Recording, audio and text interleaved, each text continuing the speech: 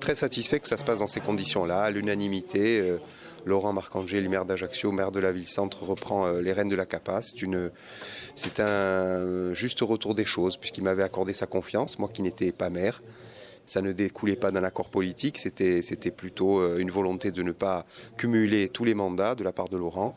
Aujourd'hui, je lui renvoie l'ascenseur, il prend la communauté d'agglomération en main, avec un travail dont je suis assez fier, un travail accompli avec l'aide de l'ensemble du personnel de la CAPA, de l'ensemble des agents et de l'ensemble des élus et des conseillers communautaires et des maires. C'est un travail collectif, la communauté d'agglomération se porte bien.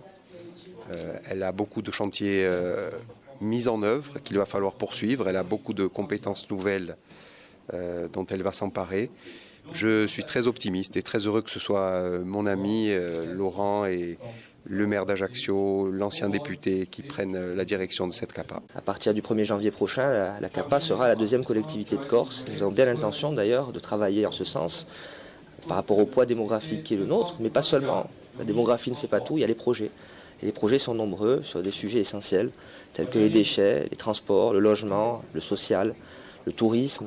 La CAPA est un outil en bon état et nous allons faire en sorte qu'il le soit encore en meilleur. Plusieurs chantiers à mener, vous avez des chantiers sur le développement économique, vous avez des chantiers sur le transport avec des projets que nous avons présentés. Les déchets, je vous l'ai dit, c'est quand même le chantier phare.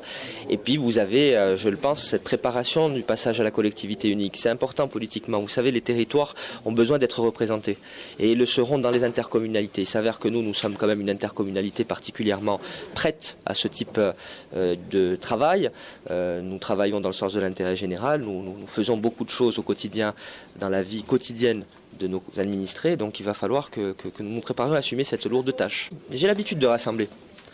Je n'ai pas commencé aujourd'hui par le faire. Je pense l'avoir démontré dans d'autres fonctions.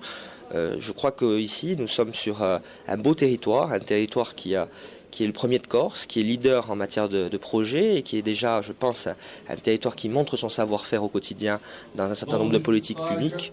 Donc il va falloir continuer de le faire et on le fait au-dessus des contingences partisanes.